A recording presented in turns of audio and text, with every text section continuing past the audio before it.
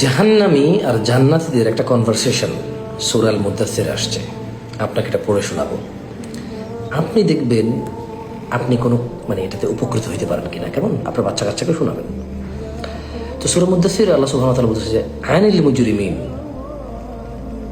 জাহান্নামীদেরকে জান্নাতীরা জিজ্ঞেস করবে মা সালাকাকুম ফি সাকার, কি অপরাধে তোমাকে সাকার জাহান্নামে নিক্ষিপ্ত করা হয়েছে। সাকার একটা জাহান্নামের নাম। তো জাহান্নামী উত্তর দিবে জান্নাতীকে,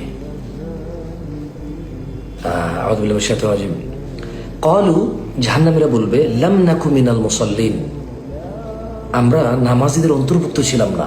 নাম্বার 1। নাম্বার 2, সে বলবে ওয়ালাম নাকু নুতইমুল মিসকিন, আমরা অভাবীদেরকে অন্ন দান করতাম না, সাদাকা করতো না, সাহায্য করতো না।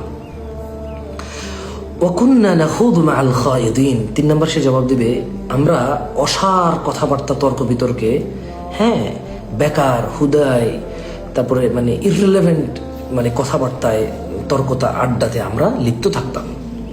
ইসলাম বিরোধী জিনিসকে সাপোর্ট করতো সবসময়, এটা নিয়ে তর্ক, ইসলামের বিরুদ্ধে তর্ক করতো। ওয়াকুন্না নুকাযযিবু বিয়াউমিদ্দিন, 4 নম্বর জবাব দেবে আমরা কর্মফল দিবস বা বিচার দিন, হাসরের মাঠকে বা কিয়ামত, আবার আমরা পুনরুত্থিত হব, আমাদের বিচার হবে, জাহান্নাম জান্নাত আছে, এগুলোকে অস্বীকার করতাম। হাত্তা আতানাল ইয়াকিন, আমাদের মৃত্যু আসা পর্যন্ত আমরা অস্বীকার করতাম। তাহলে সূরা আল মুদাথ্থিরে সাকার জাহান্নামীরা 4টি কারণ বলবে ওদের সাকার জাহান্নামে থাকার। নাম্বার 1, নামাজ না পড়া।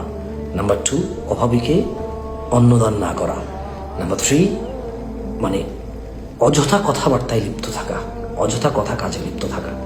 নাম্বার 4, আখিরাতকে অস্বীকার করা। সো আপনি দেখেন এই 4টার মধ্যে কোনোটা আপনার মধ্যে আছে কিনা। আল্লাহ তাআলা আমাকে আশ্রয় দান করুন।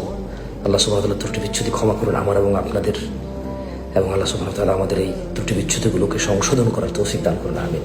জাযাকুমুল্লাহু খায়র ওয়া আহসানা জাযা। আসসালামু আলাইকুম ওয়া রাহমাতুল্লাহি ওয়া বারাকাতুহু।